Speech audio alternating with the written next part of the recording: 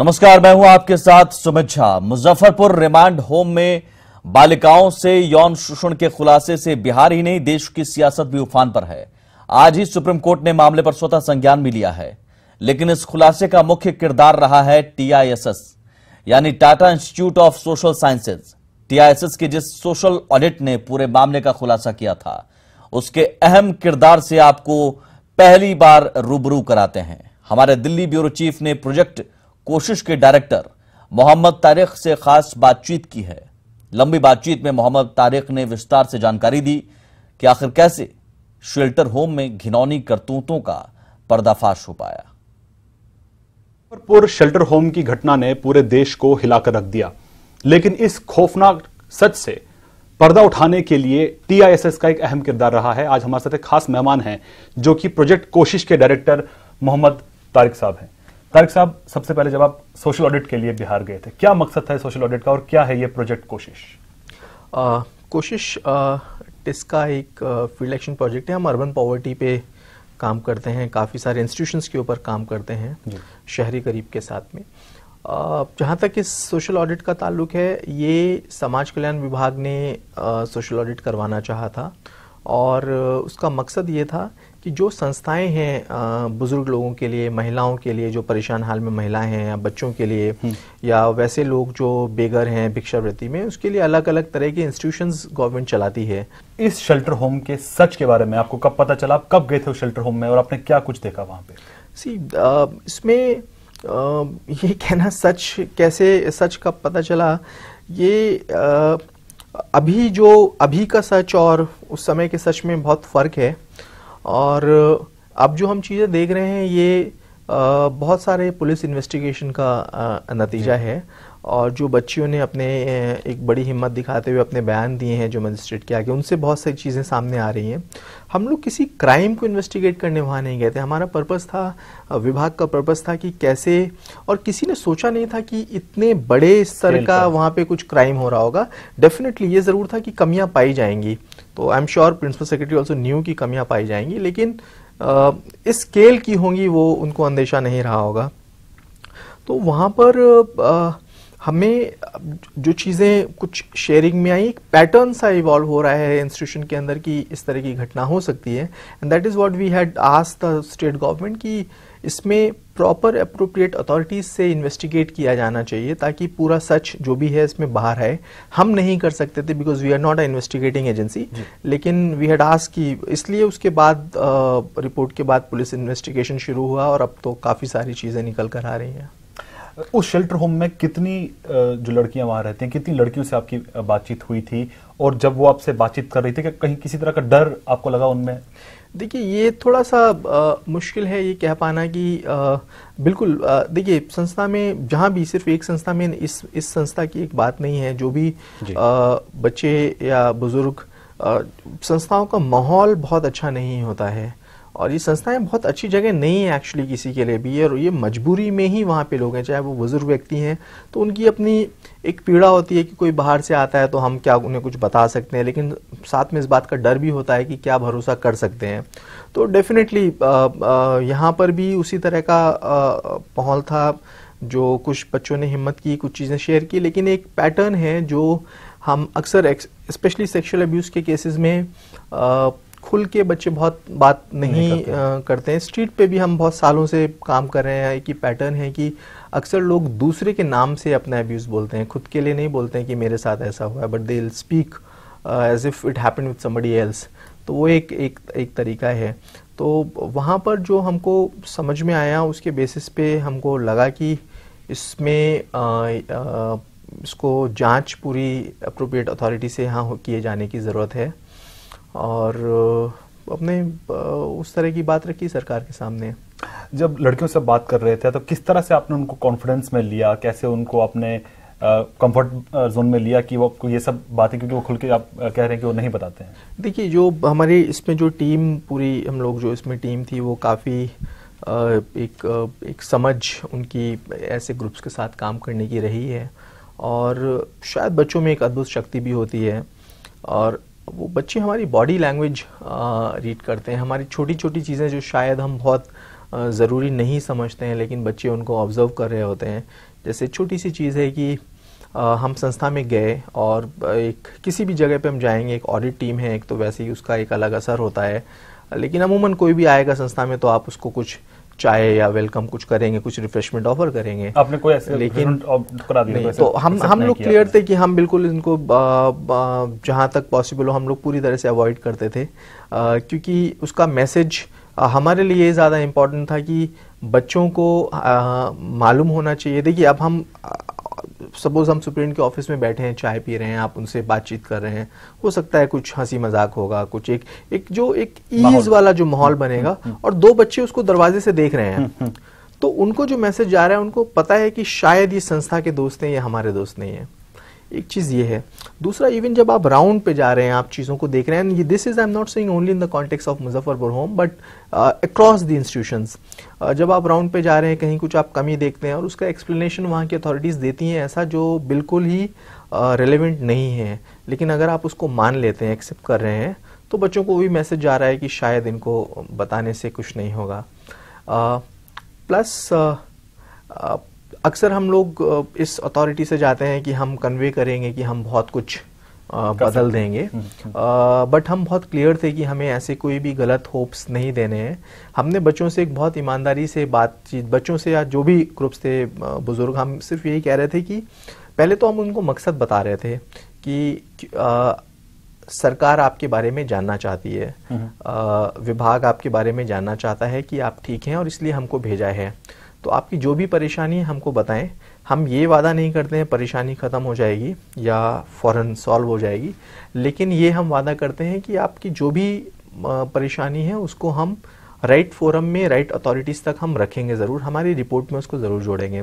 So we told them clearly कि हमसे कुछ जादू नहीं होगा, लेकिन हमने उनको अपनी लिमिटेशंस भी बताई। हमने उनको बताया हम क्या नहीं कर पाएंगे। जैसे कई जगह पे अगर कहीं पे बच्चों ने बोला कि हमको निकलवा दीजिए यहाँ से, तो हमने उनको क्लियरली एक्सप्लेन किया कि हमारे बस में क्या है क्या नहीं है। आई थिंक ये जो अथॉरिटीज़ के तौर पे उनके एंड पे जो ईमानदारी होती है, अगर आप वो बता रहे हैं, आई थिंक बच्चों को वो समझ में आता है। प्लस हमने उनको बोला कि आप अगर, हमने उनको चॉइस दिया कि अगर आप नहीं बात करना चाहते हैं तो आप मत बात कीजिएगा, अगर आप नहीं बोलना चाहते हैं तो मत बोलिएगा। तो ऐसा कोई प्रेशर नहीं था कि कोई आया है, जांच के लिए आया है, आपको बात करनी है। We left it entirely on them.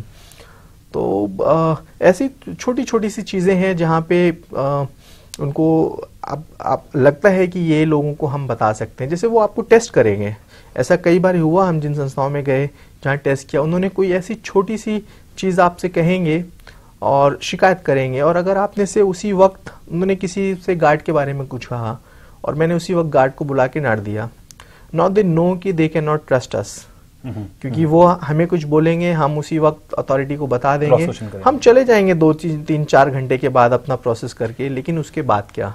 So we are also very careful कि बच्चे हमारे साथ जो भी शेयर कर रहे थे। कितनी बच्चों से आपकी बात हुई इस शेल्टर की अगर हम बात करें? जी, कितनी बच्चों तो इसमें एफजीडी हम लोग जो फॉलो कर रहे थे, तो इसमें एक ग्रुप में काफ़ी सारी बच्ची बैठी, फिर कुछ बच्चियों ने अलग से हमारी टीम के साथ बात की। एक सब बच्चों से इंडिविजुअली तो बात नहीं हुई, लेकिन हम लोग, और पैटर्न भी हमारा डिजाइन भी वही था कि हम एफजीडी के तौर पे बात कर रहे थे, क्योंकि कई बार लोगों के लिए बात करना वैसे आसान होता है, कुछ के लिए अकेले बात करना आसान होता है, कुछ के लिए एक साथ बात करना आसान होता है। इस पूरे अध्ययन के दौरान, खासतौर से मुजफ्फरपुर की अगर हम बात करें, तो किसी तरह का दबाव आप पर, राजनीतिक दबाव रहा हो, या उसके बाद रिपोर्ट आने के बाद कोई किसी तरह का राजनीतिक दबाव आप पर हो? नहीं, इनफैक्ट हमको लग रहा था कि शायद विभाग ये रिपोर्ट को एक्सेप्ट करेंगे, नहीं करेंगे, या उसको कुछ आगे नहीं करेंगे, हमें अप्रीहेंशंस थे।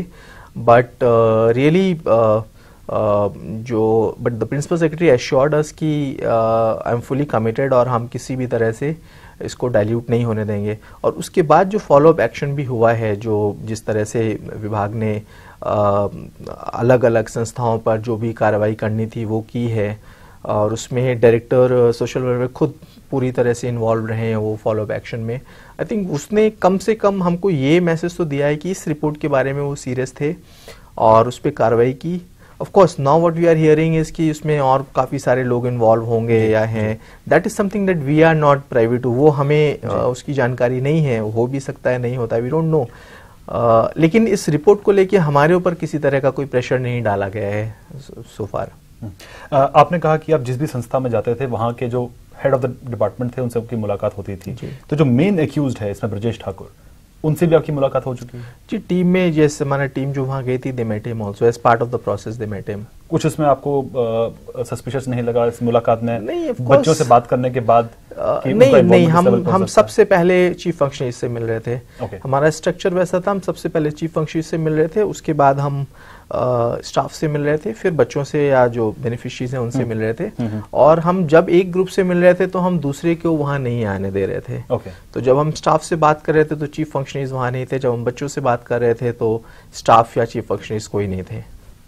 अब क्योंकि इस मामले की जांच सीबीआई कर रही है, आज सुप्रीम कोर्ट ने भी इसका सुओ मोटो लिया है और इस पूरे मामले को लेकर उन्होंने टिप्पणी भी की है, तो आपको लगता है कि इस इतना हाईलाइट होने के बाद अब बच्चियों को इंसाफ मिलेगा? We were, contrary to what everybody is feeling, we were actually quite sure right from the beginning. अगर एक तो पहले इंटेंट, क्योंकि यदि नियत नहीं होती तो शायद ये ऑडिट नहीं होता, one. And of course now we hope CBI है या सुप्रीम कोर्ट भी देख रहा है, तो वी आर कॉन्फिडेंट कि नया होगा। और लेकिन हमको लग रहा था कि जो इवन जब सोशल वेलफेयर डिपार्टमेंट के जिस तरह से जो उनके वरीय अधिकारी इसको जिस तरह से लीड कर रहे थे, we were very hopeful. And investigation एक पुलिस का पार्ट था तो हम उसमें नहीं इन्वॉल्व हैं, लेकिन जिस तरह से रिहैबिलिटेशन के लिए आगे काम हो रहा है, और सिर्फ एक इस संस्था के लिए नहीं, दूसरी सभी संस्थाओं के लिए, तो हमने अपनी रिपोर्ट में काफ़ी रिकमेंडेशंस कुछ दिए हुए हैं किस तरह के काम होने चाहिए, क्या स्ट्रक्चरल चीज़ें चेंज होनी चाहिए। And department has actively started working on those things, so that gives us hope कि इन बच्चियों का रिहैबिलिटेशन किस तरह से हो रहा है, उनको वहां से कहीं और शिफ्ट किया गया है? अभी तो बच्चियां बहुत ट्रॉमा में हैं और अभी तो वो उनको साइको सोशल सपोर्ट प्रोवाइड किया जा रहा है, काउंसलर्स उनकी देखभाल कर रहे हैं, बहुत मुश्किल है। और एक हमारी अपील भी है, ये जनरली लोग रिपोर्टिंग के हिसाब से जिस तरह से अभी बहुत सारे लोग उनसे बात कर रहे हैं, इंक्वायरी के लिए भी बात कर रहे हैं, रिपोर्टिंग के लिए भी बात कर रहे हैं, अलग अलग मकसद से कर रहे हैं, बट शायद हम ये भूल रहे हैं कि वो बच्चियां किस ट्रॉमा से गुजर के गई हैं। तो अभी तो बहुत बड़ा चैलेंज है कि कैसे उनको इस पूरे हादसे की जो तकलीफ है उससे निकाला जाए, उसके बाद कुछ उनके लिए आगे आप रीबिल्ड कर सकेंगे। It will take lot of time, वो इजी नहीं होने वाला है। देखिए, आपने सोशल ऑडिट किया और आपको इस सच का पता चला, लेकिन अगर आप वहां नहीं जाते तो ये बहुत आगे भी चल सकता था, ये वहां पे जो भी चल रहा था वो आगे भी चल सकता था। तो आपको लगता है कि इस दौरान प्रशासन वहां पर सोता रहा, उनको भनक नहीं लगी? क्योंकि कहीं ना कहीं ये माना जा रहा है कि जहां पर उनको सिक्योरिटी मिलनी चाहिए थी, जहां पर उनको सेफ्टी मिलनी चाहिए थी, वहीं पर उनके साथ ये सब हो रहा है। जी बिल्कुल। प्रशासन को जिम्मेदार मानते हैं? देखिए, डेफिनेटली अगर ये चीज़ें काफ़ी समय से चल रही हैं, एक स्टेट अकाउंटेबल है अपने बच्चों के, बुजुर्गों की देखभाल के लिए, and we must hold them accountable. उनसे ये सारे सवाल होने चाहिए कि ऐसा कैसे होता रहा है।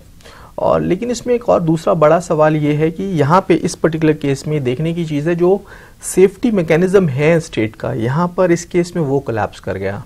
देखिए, स्टेट को कैसे मालूम पड़ेगा? आपके होम्स आपने एनजीओ को रन करने के लिए दिए, तो यहाँ पे एनजीओ ही इन्वॉल्व है। आपके डिस्ट्रिक्ट में चाइल्ड प्रोटेक्शन ऑफिसर होता है जिसकी जिम्मेदारी होती है बच्चे के रिहैबिलिटेशन के पूरे प्लान को एग्जीक्यूट करना। इस केस में he himself is an accused. Child welfare committee जो बच्चे से जुड़े सारे फैसले लेने के लिए उनकी जुडिशरी पावर होती है, उसके मेंबर्स इसमें इन्वॉल्व हैं। तो एक तरह से जो एक उसके प्रोटेक्शन के लिए जो सिस्टम बनाया हुआ है, वो सिस्टम कोलैप्स हो गया यहाँ पे, विच इज़ वेरी अनफॉर्चुनेट। और एक इससे जुड़ा एक बड़ा सवाल ये भी है कि सोशल ऑडिट जो है वो कंपल्सरी नहीं है, किसी भी स्टेट में कंपल्सरी नहीं है। Thanks to this officer, principal secretary, जिन्होंने ये डिसीजन लिया कि सोशल ऑडिट होना चाहिए।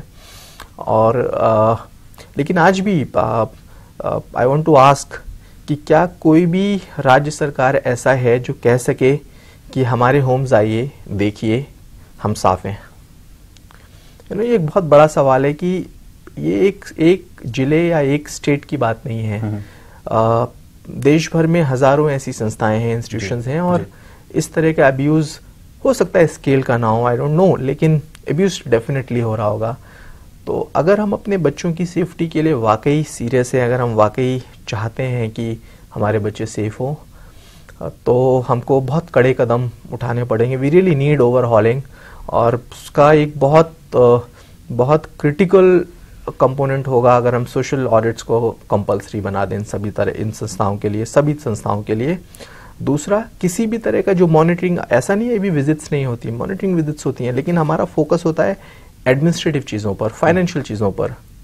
लेकिन जो लोगों के उन संस्थाओं में रहने के उनके अनुभव हैं, उसको कभी उसमें जोड़ा नहीं जाता है। I think it's the lived experiences of people which will have to take into consideration. अगर हम वो नहीं कर पा रहे हैं तो फिर कहीं ना कहीं हम चीज़ें छूटती रहेंगी।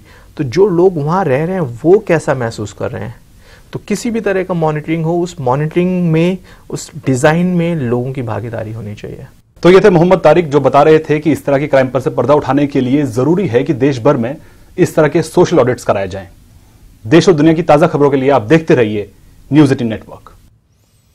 तो जिस टीआईएसएस की सोशल ऑडिट रिपोर्ट के जरिए ये खुलासा हो पाया कि मुजफ्फरपुर में कितना बड़ा महापाप चल रहा है, उस टीआईएसएस की प्रोजेक्ट कोशिश के डायरेक्टर मोहम्मद तारिक को सुन रहे थे। एक बात साफ है, कहीं ना कहीं बिहार में बालिका गृह की निगरानी करने वाला तंत्र फेल नजर आया। एक छोटा सा ब्रेक।